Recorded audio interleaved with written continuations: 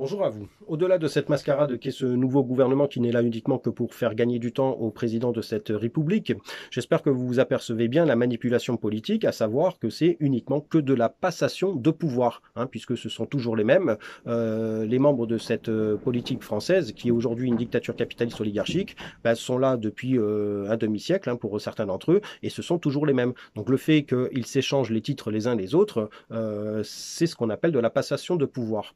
Donc pour voir que effectivement ces membres-là sont toujours les mêmes, il suffit d'aller regarder qu'il y a encore un tout bon, 74 ans, voire un peu plus, qui touche 30 000 euros net par mois pour la fonction qu'il fait, sans compter qu'il a déjà une voire deux retraites, plus le cumul des mandats, et malgré tout, il s'étonne de voir que le peuple s'offusque de ce genre de choses, parce qu'il estime qu'il travaille H24 pour cette République et que du coup, il est presque même pas assez bien payé.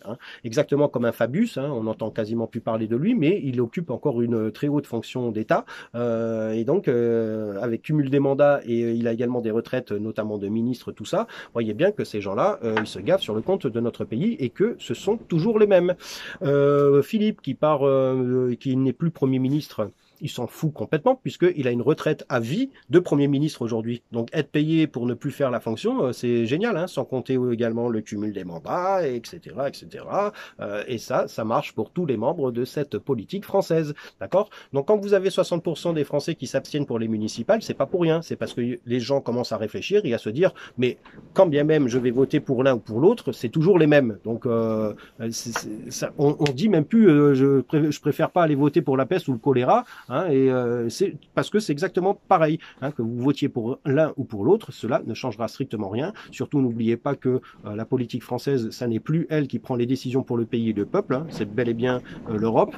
Les politiques français aujourd'hui, la politique française n'est là uniquement que pour continuer à taxer le peuple afin de donner une partie à l'Europe et de se garder une partie pour eux. Voilà leur fonction principale.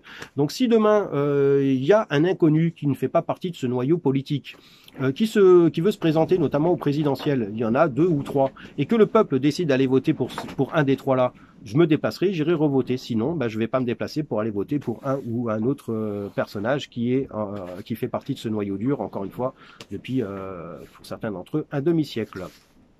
Donc tout ça pour en venir à vous dire que je vois très bien que parmi vous, il y en a qui divisent le peuple en disant si, il faut aller voter, les autres ils disent non, il ne faut pas aller voter. En gros, on s'en fout complètement de ça puisqu'on a très bien compris que c'est toujours les mêmes. Il faut maintenant qu'on s'axe sur les vraies choses que l'on doit faire dans la vie, à savoir la respecter et la vivre à fond la caisse, puisque aujourd'hui la politique fait en sorte de nous voler notre temps, que ce soit par le biais du travail ou même par le biais des loisirs, puisque la plupart d'entre vous, malheureusement, vous avez encore une télévision, vous consommez du merdia, vous consommez même du foot, ce genre de conneries qui n'est là uniquement que pour vous voler votre temps, afin que vous ne puissiez pas réfléchir, alors qu'on a très bien compris que depuis le 17 novembre 2018, aujourd'hui, le peuple de France fait de la politique, puisque la politique, c'est simplement parler entre nous pour trouver des solutions afin que tout le monde puisse vivre la vie et non pas la survivre.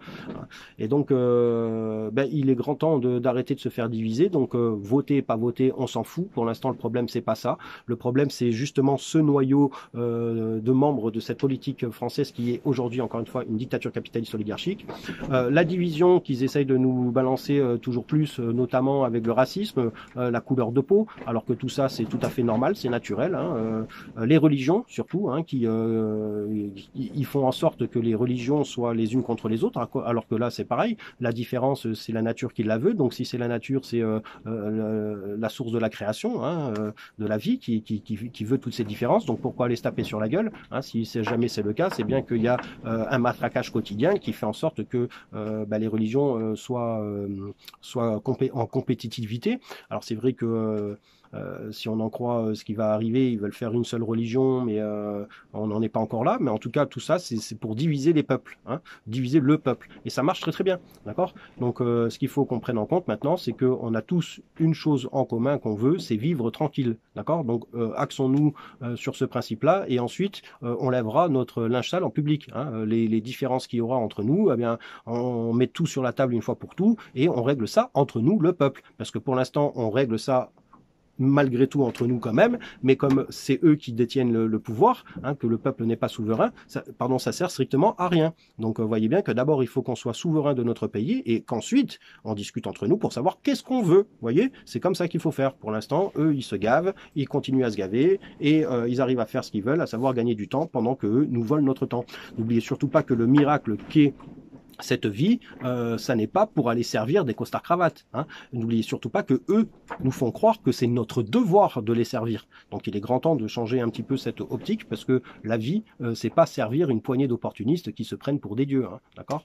Donc j'espère que vous prenez ça en compte et puis surtout que vous réalisez également que notre arme de destruction massive qui est le boycott commence vraiment à avoir son impact. Alors certes, un petit impact parce que nous ne sommes pas encore assez nombreux, mais malgré tout, les grandes marques les plus polluantes s'aperçoivent qu'elles perdent des millions. Et vous voyez, ça les fait énormément, ça les agace énormément, puisque hein, il y a tout qui est dans le profit. Et donc là, comme le profit commence à diminuer, hein, ils sont extrêmement agacés. Donc j'espère que vous allez amplifier ça, hein, notamment sur la nourriture. Hein. N'oubliez pas qu'il y a des pesticides et du glyphosate dans quasiment toute la chaîne alimentaire, mais aussi que vous allez boycotter d'autres choses, comme les livrets A.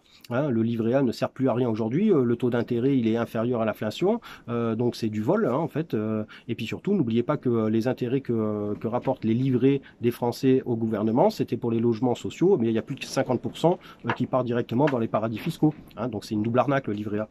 Les assurances vie c'est exactement pareil, aujourd'hui tout le monde a compris que c'est une grosse arnaque, donc essayez d'être discipliné, puis de mettre votre pognon un petit peu ailleurs, hein. De toute façon l'épargne c'est un peu ce qui cause tout ça, donc ce qu'il faudrait c'est éviter d'épargner, hein, gardez votre argent dans votre poche et puis vous verrez que ces gens-là n'auront plus aucun pouvoir. Donc le boycott c'est sûr, mais ce qui marcherait vraiment le top, hein, ça serait l'union, parce qu'à partir du moment où le peuple de France est uni, le boycott d'un claquement de doigts, on pulvérise n'importe quelle marque capitaliste en l'espace d'une semaine, et puis surtout, en étant unis, on renverse tous ces membres de cette politique française qui est une dictature capitaliste oligarchique. Hein, et donc du coup, ensuite, on peut remettre une vraie structure que le peuple lui-même a décidé, selon les corps de métier, etc. Hein, alors on pense que c'est compliqué, mais non, vous allez voir, la politique, c'est parler, et donc parler, ça aujourd'hui, on sait faire, on n'a pas besoin de ces gens-là. Donc j'espère que vous prenez tout ça en compte, et puis que bien vous allez avoir envie d'évoluer, hein, et effectivement pour évoluer il faut passer par une révolution égale évolution, hein, mais ça ne doit pas vous faire peur parce qu'on peut très bien la faire de façon pacifiste cette révolution avec le boycott. Maintenant si jamais il faut accélérer un peu, ben, on s'unit une fois dans la rue et puis on y va tous ensemble et puis voilà on démonte cette gangrène et puis on met la souveraineté au peuple tout simplement, hein. Donc j'espère que vous avez envie de ça et surtout que vous allez voir pour la rentrée prochaine, hein, il y a tout qui va augmenter. Il y a grosse suspicion d'un reconfinement. Bien sûr, obligation du futur vaccin, tout le tremblement, quoi, hein, les ondes qui arrivent, tout ça. Donc on n'a vraiment pas le choix d'accélérer le truc. Alors je sais bien qu'il y a toujours des appels qui sont lancés, mais en fait l'appel c'est tous les jours. Hein, c'est tous les jours qu'on devrait être dans la rue pour, hein, ou alors dans le boycott ou dans la résistance de toute façon pour tout faire pour renverser cette dictature capitaliste oligarchique qui a gangréné toute la planète. Bon, demain c'est le 14 juillet, donc on va voir qu'est-ce qui se passe.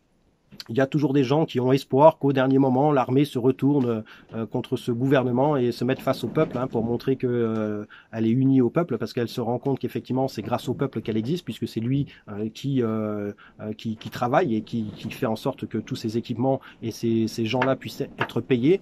Donc certes, c'est une très grosse utopie. On a plus de chances de se révolter nous ensemble plutôt que l'armée se retourne avec nous, mais on garde toujours espoir, on ne sait jamais. En tout cas, bien, je vous dis à très bientôt pour la prochaine vidéo et réfléchissez surtout à tout ça pour qu'on puisse accélérer la chose et agir le plus rapidement possible maintenant. À très bientôt.